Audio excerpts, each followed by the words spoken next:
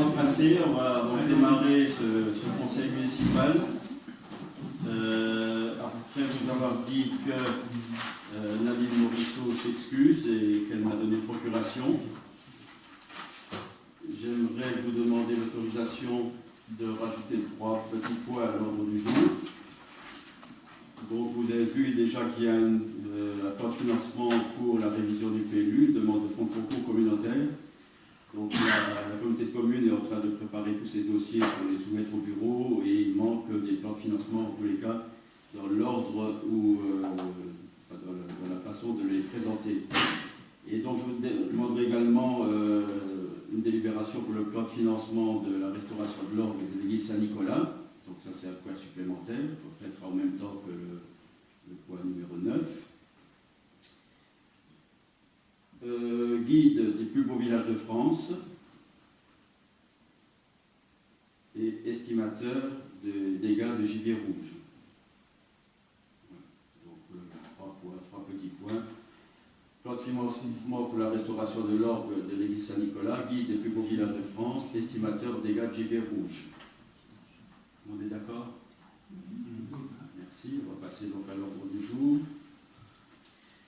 Approbation du compte rendu du conseil municipal du 21 mars 2016.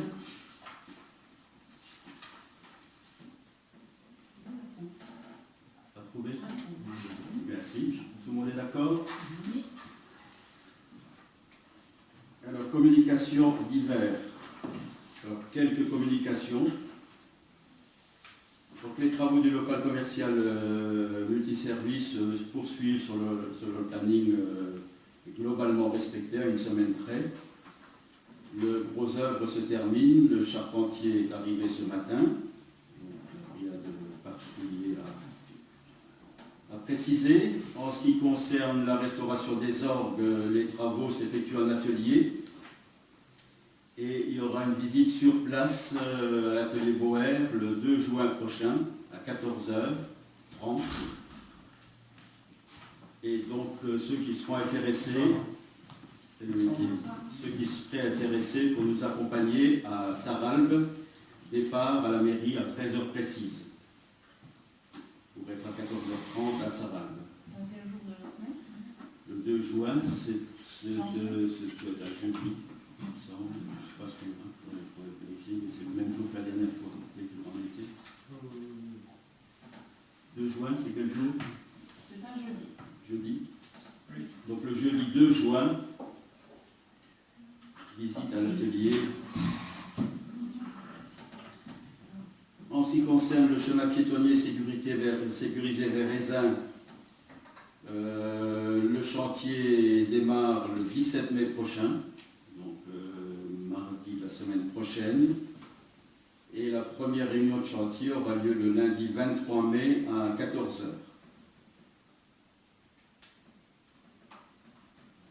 C'est des informations que j'ai obtenues aujourd'hui. Le 21 juillet prochain aura lieu la passation de commandement à la tête de la 4e compagnie du 40e régiment de transmission. Elle se déroulera à Rodemack. En ce qui concerne le bois de chauffage de la forêt du Branselt, l'ONF, M. Velt, est venu me voir. Il a pris contact avec l'entreprise de Moneren et compte tenu du fait qu'une première commande de 54 stères a été effectuée et donc a été transmise à l'entreprise, il considère que ce n'est pas suffisant pour déplacer toutes les machines, d'autant plus qu'il s'est blessé au doigt et qu'il n'est pas en capacité d'intervenir avant le mois de septembre. Donc si vous êtes d'accord, on ferait une demande complémentaire par l'entremise du compte rendu du conseil municipal, demander s'il y a des personnes qui souhaiteraient se rajouter pour que la quantité de bois à fournir soit supérieure. Suite aux subventions qu'on a accordées, on a eu des remerciements du Souvenir français et de la FAD. Le réseau des villes fortifiées de la grande région dont nous faisons partie a obtenu la certification de l'itinéraire culturel du Conseil de l'Europe. Il y a le dossier qui avait été déposé. 2 élus, dont un élu de Luxembourg, la ville de Luxembourg, ont été édition et on a obtenu la certification de l'itinéraire culturel du Conseil de l'Europe. Donc là, je tenais à vous faire part d'un courrier qui n'est pas habituel. C'est une société qui fait appel au maire et au conseil municipal pour trouver des jeunes qui souhaiteraient intégrer un contrat de professionnalisation au métier de pareur, d'ouvrier d'abattoir et d'agent de quai. Donc c'est la société Chaval à Metz qui nous sollicite pour qu'on lui envoie des jeunes. Ces formations d'une durée de 6 mois aboutissent à un contrat CDI si toutes les conditions demandées sont réunies au terme des 6 mois de formation. Notre prochaine session devrait débuter en septembre 2016. Nous recherchons également des étudiants souhaitant travailler tous les samedis. Si ça intéresse quelqu'un de votre entourage. Conformément au DOB, la communauté de communes a donc voté sur le budget primitif 2016. Alors nous sommes concernés par 3 dossiers. Le dossier de la citadelle où il y a un report de crédit de 515 000 €, auquel se rajoute 1 313 000 € de travaux nouveaux. La place Pelle, 200 000 € sont inscrits au titre de la CCCE. Et l'aménagement numérique, mais là ce n'est pas uniquement pour Rodemac, 3 711 000. Le syndicat des eaux a également voté son budget, après avoir voté le compte administratif. En fonctionnement, dépenses 284 268,47, recettes 304 712,65, donc un résultat de clôture pour 2015 de 20 444,18. Et en investissement, dépenses 14 972,13, recettes 179 014,86. Compte tenu du solde négatif de 2014, de 17 417,87, le résultat de clôture de 2015 s'élève à 146 624,86 en investissement. Et donc le comité directeur a décidé de transférer les 20 444,18 du fonctionnement en investissement et bien sûr de reporter les 146 624,86 également en investissement. Le compte de gestion a été voté à l'identique et le budget primitif de 2016 s'équilibre en recettes et en dépenses en fonctionnement à 300 000 et en investissement à 269 161,73. Et donc cette somme en investissement a déjà servi à payer les travaux de la régénération du forage. Nous avons également j'ai assisté à l'Assemblée générale du plus haut village de France avec Robert Kaiser, comme ça a été dit ici même antérieurement. Donc le bilan de l'année 2015, je vais vous le donner rapidement. Donc la commission qualité qui est chargée de statuer sur les demandes d'adhésion ou des expertises, des réexpertises. 4 communes étaient candidates pour rejoindre les plus beaux villages de France et il y a eu 4 décisions de non-classement. Donc leurs demandes ont été refusées. Il s'agit des villages de Beaulieu-sur-Dordogne en Corrèze, Le Crozet en Loire, Entre-Casteaux dans le Var et Traux dans le Loir-et-Cher. Et 24 villages ont été réexpertisés. 8 décisions de maintien du classement. Castelnou dans les Pyrénées, Curmont en Corrèze, Gourdon dans les Alpes-Maritimes, La Roque-sur-Cèze dans le Gard, Saint-Cénéry-le-Géret dans l'Orne, Sainte-Suzanne en Mayenne, Turenne en Corrèze et Villefranche de Conflans, Pyrénées-Orientales. Donc 12 décisions de maintien du classement avec réserve, Haut-Villard dans le Tarn-et-Garonne, Bonneval-sur-Arc dans Savoie, Collonges-la-Rouge en Corrèze, Eus en Pyrénées-Orientales, Évols, Pyrénées-Orientales, Lavardin, Loire-et-Cher, Montflanquin, Lot-et-Garonne, Parfond-de-Val, Aisne, Pujol-le-Haut, Lot-et-Garonne, Saint-Quirin, Moselle, Saint-Robert, Corrèze, Saint-Véran, Haute-Alpes. Une décision de maintien du classement avec forte réserve, Lozerte dans le Tarn-et-Garonne, une décision de déclassement potentiel Mossé dans les Pyrénées-Orientales et 2 décisions de déclassement Saint-Floret dans le Puy-de-Dôme et Saint-Saturnin dans le Puy-de-Dôme. Voilà. Donc, en commission de notoriété, c'est surtout la communication. Donc, au niveau international, donc, il y a les articles dans France Magazine, French Holiday et Radio-Télévision Suisse. Au niveau national, des émissions sur France 3, sur France 5, Notre Temps, Nous Deux et la Gazette officielle du tourisme. Au niveau régional, La Voix du Nord, La Montagne.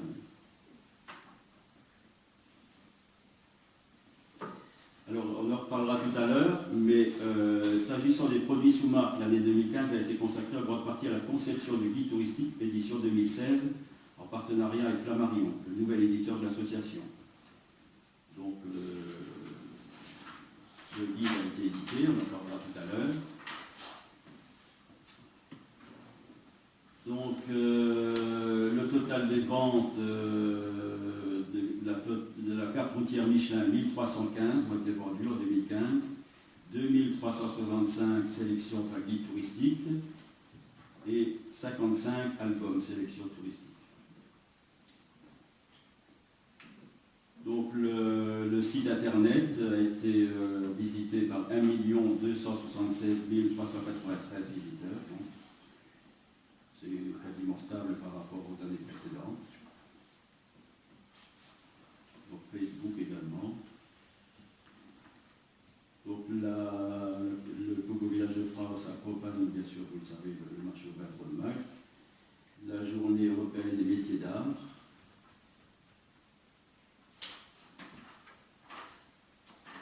Voilà, c'est à peu près tout. Donc pour 2016, 7 communes ont décidé d'adhérer. Donc leur dossier va être examiné par la commission qualité. Et 11 communes vont être réexpertisées en 2016. Pour le reste, il n'y a rien de particulier. C'est les chiffres essentiels qui nous ont été donnés à l'Assemblée générale du Pogo Village de France. Donc la seule nouveauté qui a été introduite dans les statuts d'un règlement intérieur, c'est-à-dire que jusqu'à maintenant, lorsqu'une commune était, lorsque la commission qualité décidait de ne pas renouveler son label de manière définitive, il n'y avait pas de possibilité d'appel. C'est la commission qualité, même pas devant le bureau ou devant l'Assemblée générale. Et c'est la commission qualité seule, les membres de la commission qualité seule qui décidaient du retrait ou du maintien. Et donc, les 2 communes dont je vous ai cité le nom tout à l'heure et qui ont eu un retrait définitif ont contesté ce retrait devant les tribunaux. Donc, il a fallu adapter les statuts et le règlement intérieur pour que les communes, pour que cette nouvelle relation entre l'association et les communes puisse être prise en compte dans les statuts. Donc, quand j'aurai les statuts définitifs, je vous en prépare. Voilà. Et donc, j'ai reçu également une délégation de la Meuse, à savoir la présidente de la communauté de communes de Thiaucourt au Bécourt, le maire de Beaulieu-en-Argonne, la présidente de l'office de tourisme de la Meuse, au motif qu'ils voulaient visiter un des plus beaux villages de France, surtout pour voir dans quelles conditions on a pu adhérer et quels ont été les efforts accomplis pendant toute cette période. Voilà, donc il souhaiterait dans les années prochaines faire adhérer la commune de Beaulieu-en-Argonne. Et donc une lettre de remerciement nous est parvenue dans les jours qui ont suivi, et également une invitation à aller découvrir la commune de Beaulieu-en-Argonne et la communauté de communes de Thiaucourt-Vaubecourt.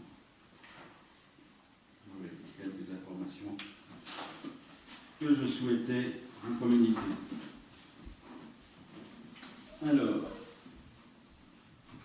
donc, le CRAC, le compte-rendu d'activité 2015 des Jardins du Castel, présenté par la SODEVAM.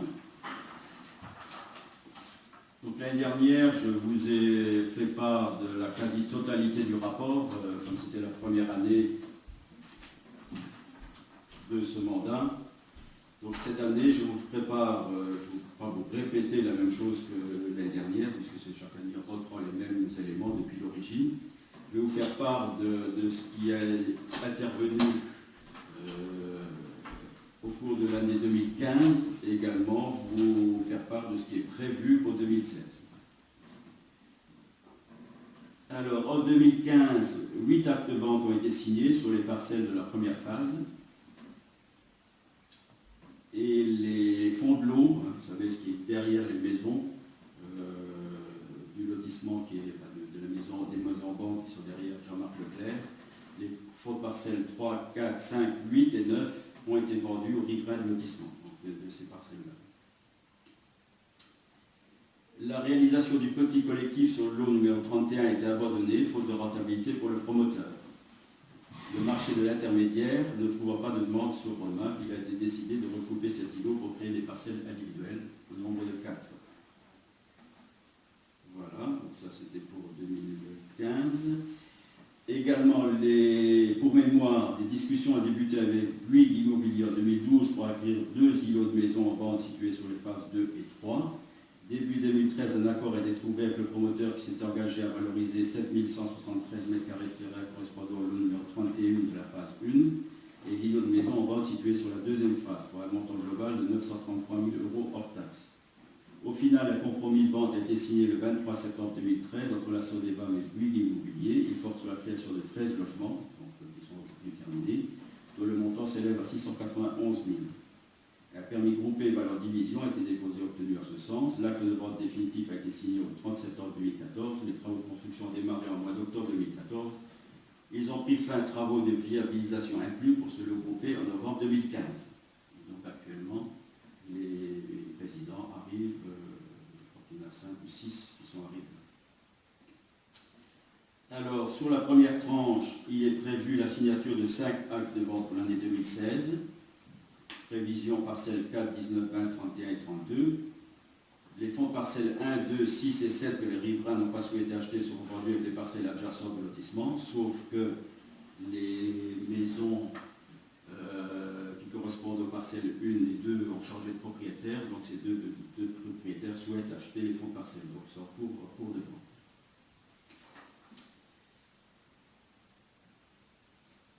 En 2016 également, 6 290 m² de foncier communal seront mobilisés pour la réalisation de la phase 2BA. Alors la phase 2BA, ce sont les 5 parcelles qui ont déjà été viabilisées en face donc, de l'entrée des 13 maisons Bouygues EDF, plus 5 autres parcelles dans l'immédiat. Donc je vous prépare des plans lorsque le permis de construire qui a été déposé sera en phase de... qui n'a pas été complété, sera en phase de...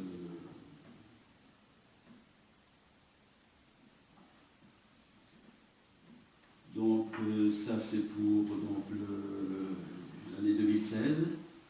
Donc le permis d'aménager devrait prendre toute l'année 2016 au moins jusqu'à la fin de l'année.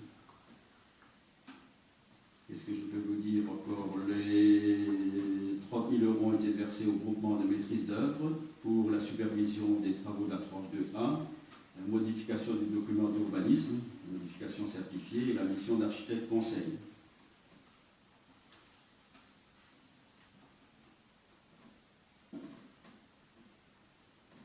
Pour mémoire, les travaux de viabilité, donc, en 2014, l'arrivée des tranches de logement EDF a engendré une modification du plan de masse initial. Les tranches conditionnelles correspondant à la phase 2 ont été scindées en 2 parties. L'ensemble des marchés de travaux des entreprises ont été réévalués à ce sens. Pour l'année 2015, 205 000 € de dépenses ont été constatées qui correspondent aux divers travaux réalisés au cours de l'année. Les travaux de voirie provisoire du projet EDF, la viabilisation des 4 parcelles créées sur la phase 1, la mise en conformité de certains ouvrages de la phase 1 suite aux demandes du SDIS, le nettoyage et le balayage de la voirie par la société Vialis, le curage des noues, le nettoyage des décantations et le décompactage des bassins de rétention. Donc les travaux qui sont prévus pour 2016, Ce débat met en place des marchés d'entretien sur ces opérations d'aménagement, l'objectif étant d'entretenir régulièrement les différents ouvrages de la voirie, les espaces verts, afin d'éviter toute dégradation et vétusté qui aurait pour conséquence de dégrader l'image qualitative du projet. Aussi, sur le plan paysager, l'entreprise Terra Paysage a été retenue pour entretenir les espaces verts de phase 1 et réaliser des plantations complémentaires de l'ENU, afin de favoriser la vente des dernières grandes parcelles. D'autres travaux sont également entreprendre pour l'année 2016. 131 000 € étaient prévus au bilan. Ils se décomposent de la manière suivante. 130 000 destinés aux travaux de viabilité pour la tranche 2BA, donc sur les 10 parcelles. 22 000 € sont provisionnés pour être prévus sur ouvrage en cas de la viabilisation des parcelles situées sur la tranche 2B1. 10 000 € sont prévus pour les conventions avec les concessionnaires. 5 000 sont prévus pour l'entretien des ouvrages. Donc, la SODEVAM a cautionné donc, tous les travaux de voirie définitive qui ont été mis en place. Donc, la caution a été mise en place auprès de la caisse d'épargne. Des frais divers pour frais de huissier et autres frais divers, frais d'information de communication. Alors, le montant des frais financiers s'élève à 30 000 € pour l'année 2015. Pour 2016, il est prévu de constater 78 000 € de frais financiers. Alors, la solde de trésorerie de l'opération est toujours déficitaire au 31 décembre 2015, mais de 855 000 €. Pour mémoire, la trésorerie affichée en 2013 s'élevait à 1 687 000 €. Donc l'arrivée des 13 logements ADF a amélioré la trésorerie de l'opération pour financer les travaux de voirie. La SODEVAM a contracté une ligne de trésorerie de 657 000 € auprès du crédit coopératif. Cette ligne sera remboursée au rythme des échéances de règlement prévues à l'acte de vente du. Voilà. Donc c'est à peu près tout. Est-ce qu'il y a des questions à poser sur un point particulier? Donc c'est l'évolution que vous constatez au quotidien lorsque vous promenez dans ce lotissement. Il reste combien de lots à aménager au total? Au total, jusqu'à la finalisation du... Au total, donc on a une autorisation pour la tranche 2, hein, et normalement, pour la tranche 3, s'appliquera les nouvelles règles de logement à l'État. Donc là, je ne sais pas combien de places seront au final, hein, puisque ça modifie constamment fortement le projet. Hein. Mais a priori, la convention qu'on avait signée avec la SODEVAM se termine en 2023. À terme, on devra avoir si on va jusqu'au bout de l'opération, on n'est même pas à la moitié. On devrait avoir près d'une centaine de milliers.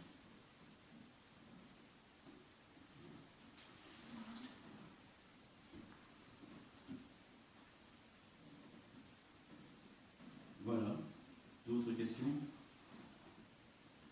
Oui, on fait toujours parler de nos budgets. À partir de quand on pourra espérer gagner un peu d'argent là-dessus? Normalement, si les choses se passent normalement, on devrait équilibrer les comptes à peu de choses près fin 2016. Si je vois l'évolution, moins 1 687 000 2013, moins 855 000 2015. Donc logiquement, vers 2016, mi-2017, on devrait arriver à l'équilibre. Et après, c'est l'opération devient bénéficiaire. D'autres questions?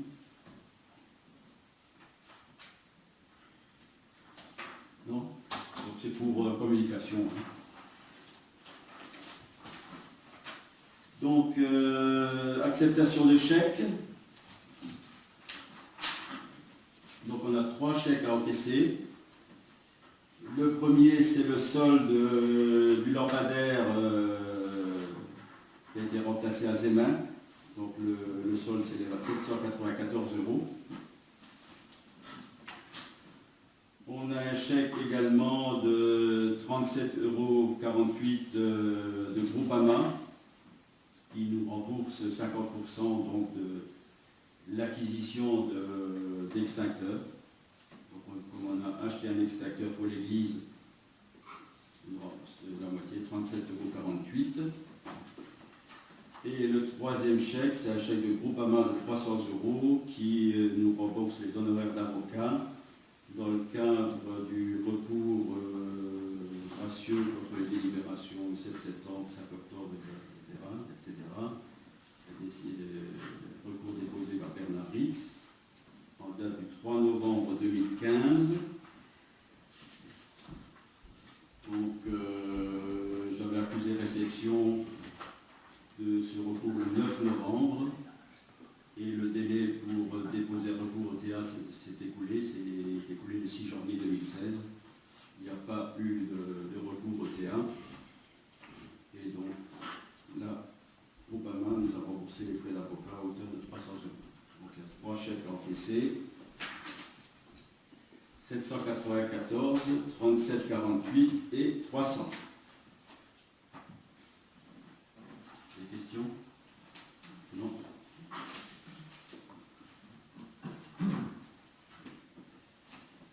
Alors, feu d'artifice pour la fête de la Grillade. Alors, je vous rappelle qu'on avait signé un devis avec Ambrazien pour 3 années. 1100 €, donc maintien du même tarif sur 3 ans. Donc là, maintenant, on est à la 2e année. Hein. Et donc, comment? C'est 1100 par an, € chaque année. Oui, le maintien du même tarif sur les 3 années. Et donc, je vous propose donc de nous adresser bien sûr à la société Ambrazia pour la fête de la Grillade 2016 pour un montant de 1100 €. Le montant sera pris en charge à 50% par l'amicale des sapeurs-pompiers, comme les autres années. On va arriver au sort des pompiers.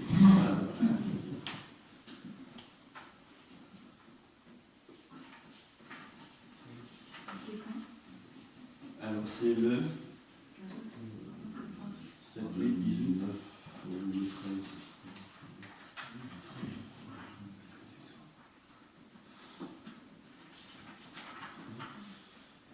Le 13. 13 août. Tout le monde est d'accord? Alors, les dotations scolaires et transports pour l'année 2016-2017. Donc, je vous propose de renouveler le montant, puisque au niveau budget, on augmentera le budget de fonctionnement. Donc, c'est 19,40 € pour la maternelle et 21,90 € pour le primaire. Et les dotations de transport, c'est 212 pour l'école maternelle et 374 pour l'école primaire. Mais tout en maintenant le montant par élève au même niveau, l'augmentation est quand même conséquente puisque les effectifs des écoles augmentent. On est passé de 65 à 72, 73 même en maternelle parce qu'il y a une dame qui s'inscrit aujourd'hui. Et on est passé à plus de 125 au primaire, ce qui fait quand même une dépense totale de près de 5 000 €, 4 676 € qu'on va distribuer aux écoles. Voilà. Si les effectifs sont maintenus, ce qui m'a été communiqué la semaine dernière. 72 en maternelle et 123 au primaire. Ben, ça risque encore d'évoluer parce que les gens d'EDF arrivent au fur et à mesure d'ici la fin de l'année.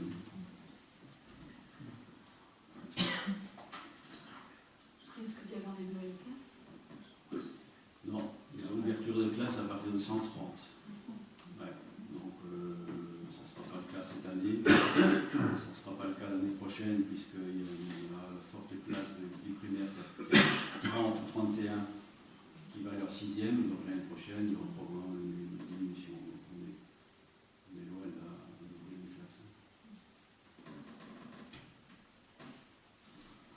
On est d'accord? Juste, Oui, c'était versé sur la coopérative. c'est versé à la Normalement, coopérative. il faudra se voir avec la directrice parce que ça, c'est notre inspectrice qui avait dit que c'était plus légal. Ah. Ça devait rester sur le compte de la mairie, qu'elles avaient besoin d'argent, ils faisaient une demande. Mais il me semble, voilà. Il faudra que L'inspectrice taper sur les doigts parce que. l'inspectrice nous avise. Oui. Là, c'est la directrice qui. C'est parce qu'on a eu le problème aussi, c'est tout. Ah. c'est que c'est pas que c'était malhonnête, mais c'est pas. Parce que là, nous, on le verse sur le compte des Nations Unies, le l'UNICEF. Oui, mais même. Enfin, faut aussi voir un détail. Bon, de toute façon, on ne le versera pas avant le mois de septembre. Alors, étude de faisabilité technique et financière, relevé général du bâtiment STAP, devis du géomètre. Donc, lors du dernier conseil municipal, on avait adopté donc l'étude de faisabilité pour 5880 TTC, 4900 hors taxe. On avait décidé de demander des devis à des géomètres. Donc on a demandé 3 devis. Les 3 se sont déplacés. Alors, le premier, Galani, donc pour les plans de l'intérieur, ouverture, porte, fenêtre, les coupes et les façades. Il y en a pour 3800 €. Donc Galani, 3800. Hors taxe, oui. 3800 hors taxe, 4560 TTC. Bitard, 3950 hors taxe, 4740 TTC. Et Salari, à Metz, 6920, 8304 TTC. Ouais, c'est étonnant parce qu'habituellement c'est moins cher. Voilà, c'est peut-être trop pour lui, je ne sais pas. Donc, ce que je vous propose, c'est d'attribuer donc ce marché à Galani, qui est le moins cher, qui est parfaitement en capacité de faire ça, tout le monde le connaît. Il n'y a aucun problème là-dessus. Donc 3800 hors taxe, 4560 TTC. On est d'accord?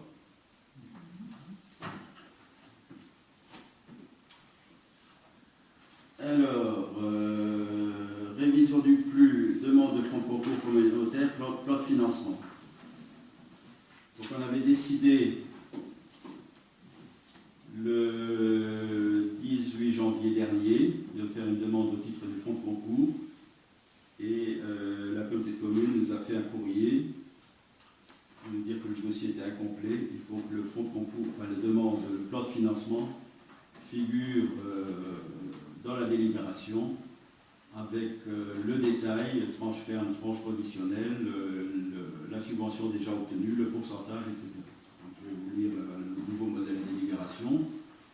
Révision du plan local d'urbanisme, demande de fonds de concours, plan de financement.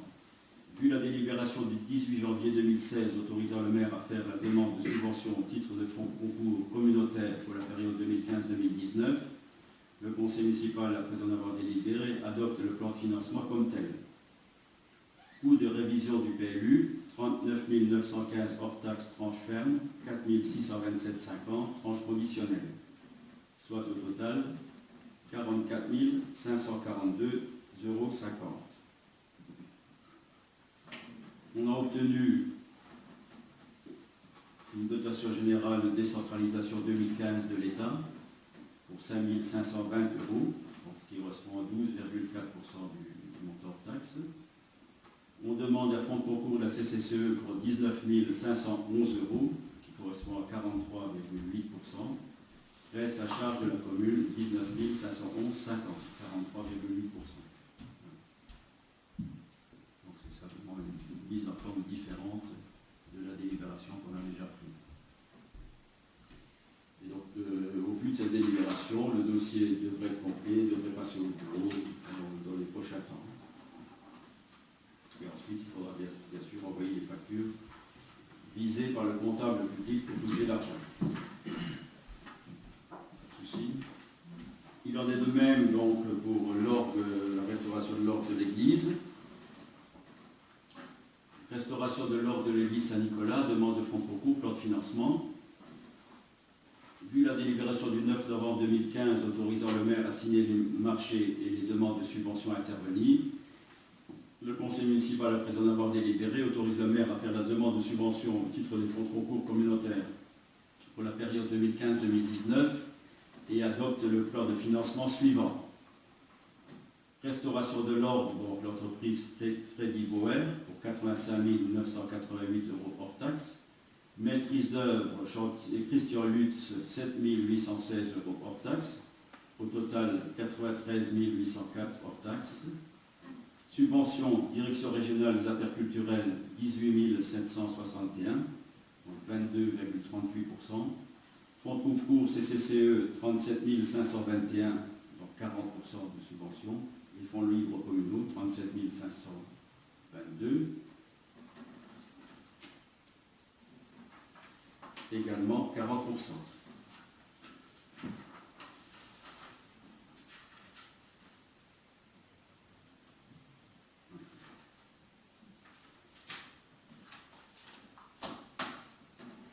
Ok, problème.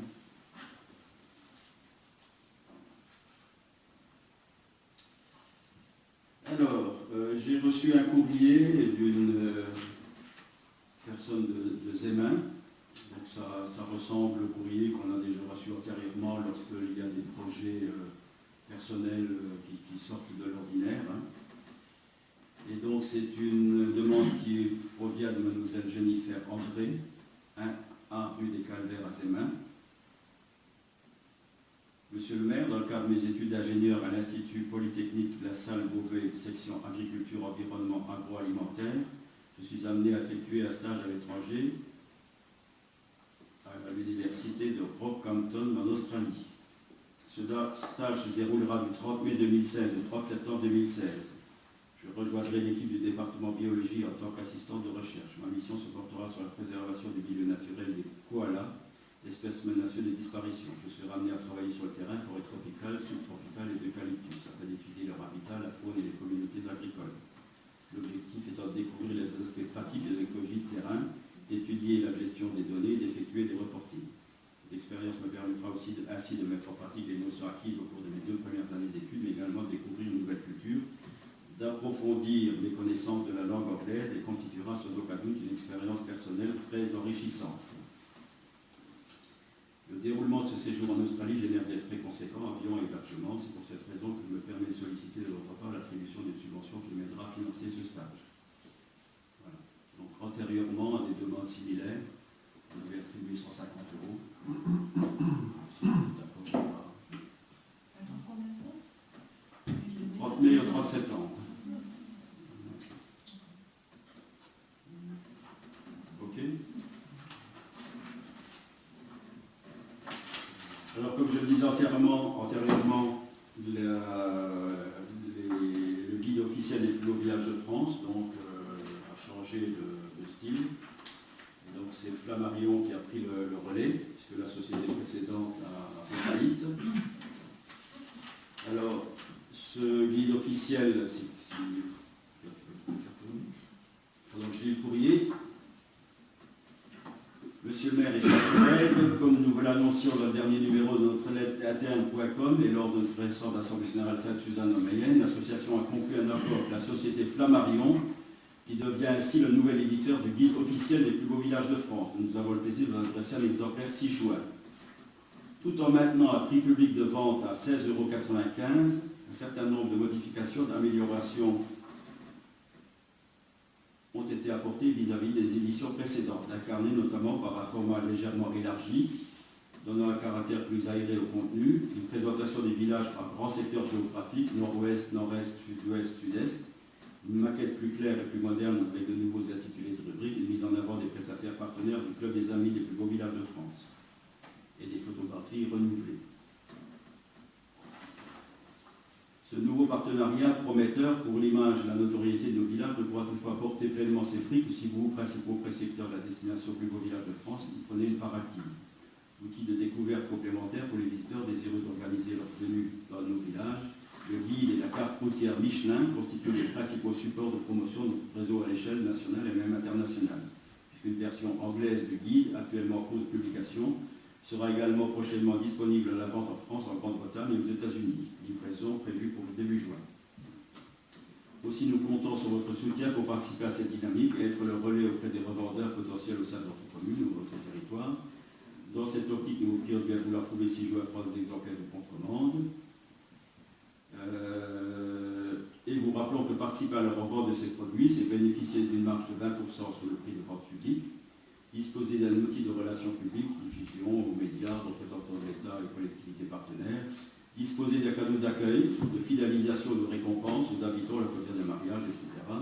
Valoriser son classement auprès de tous les publics, habitants, visiteurs, spectateurs. Donc, si vous êtes d'accord, comme on le faisait par le passé, la commune pourrait commander 10 guides, donc à 13,56 €, c'est ce qui circule.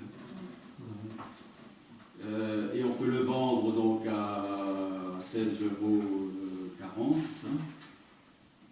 16,95 €, et 10 cartes. Alors les cartes touristiques, cartes Michelin, c'est une carte Michelin normale, avec le logo des plus beaux villages de France au regard de chaque commune. Donc c'est intéressant. Voilà. Donc 10 cartes et 10 guides, ça ferait à l'achat 199,60 €.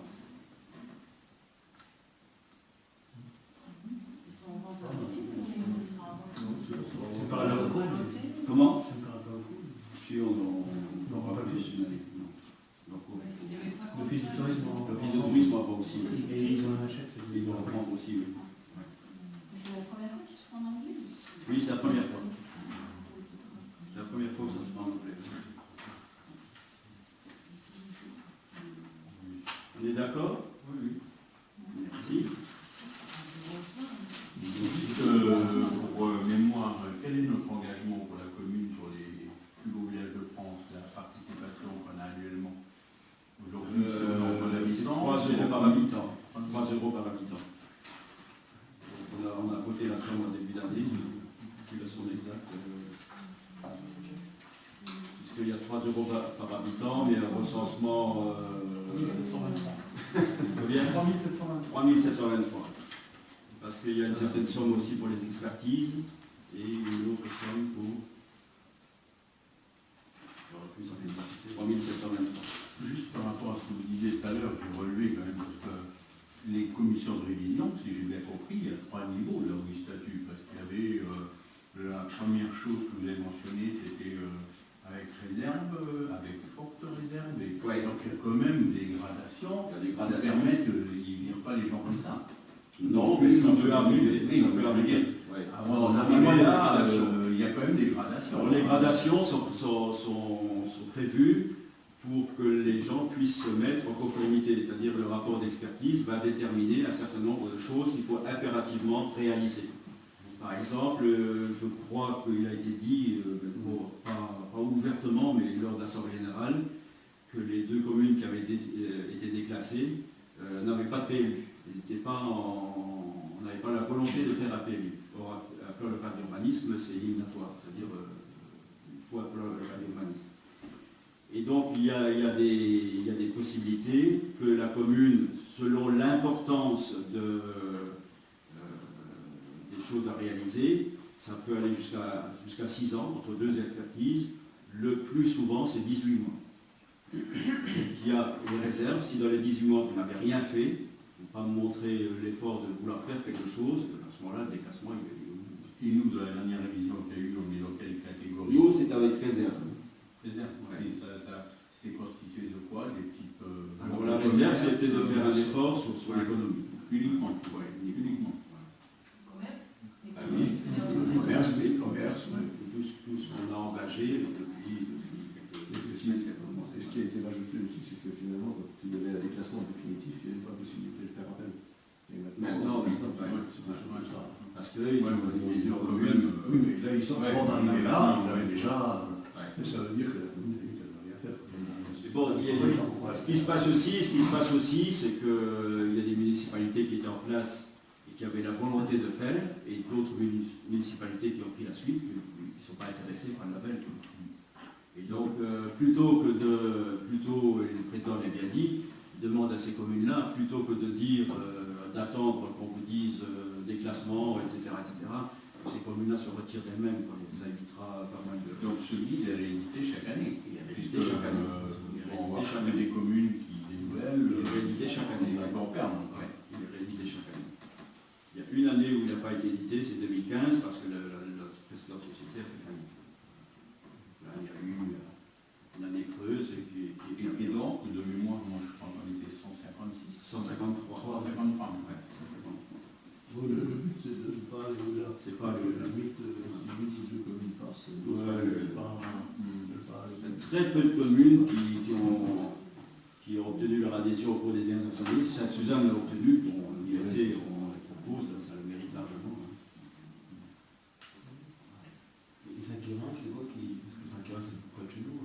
Saint-Quérin, ils ont été expertisés en 2015, ils ont eu le label avec réserve. Ouais, mais c'était quoi? C'est leur réserve sur quoi? Ils ont des commerces, ils ont des. Je sais pas. Non, de mémoire, ils ont un restaurant. Ouais, oui.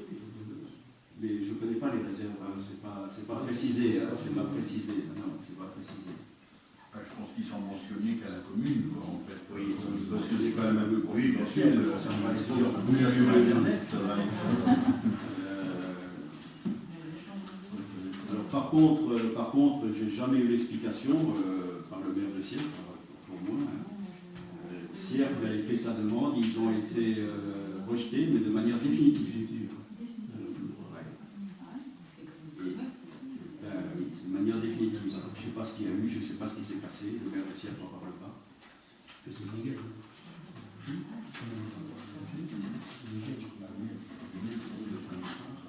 Ok. Ils n'ont pas mentionné vers du numérique aussi, le guide. Je crois qu'il n'y a pas d'application d'équivalent pour tous ces smartphones mondiales maintenant. Je sais que le site internet est bien fourni. Oui, le site, ouais. Mais pour le reste, non, il ne faut pas parler. D'accord.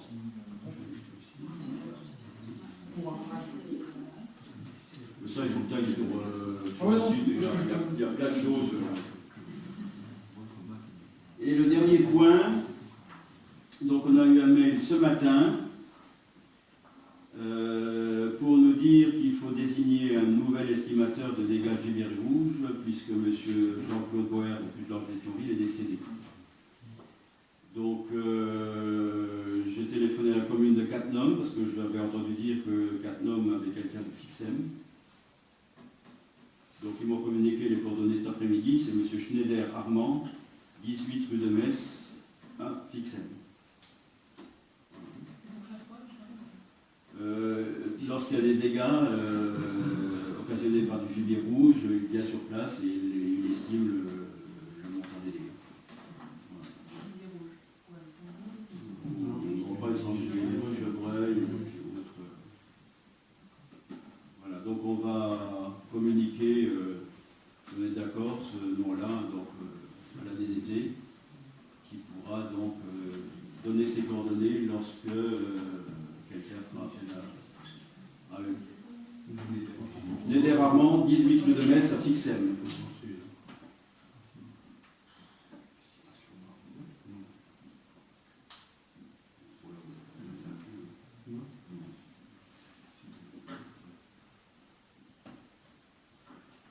L'estimateur pour la commune de Cattenom. Oui, si je fais, oui. Ok. Donc moi j'en ai terminé. Je suis d'accord, on va rester là. Je vous souhaite une bonne soirée.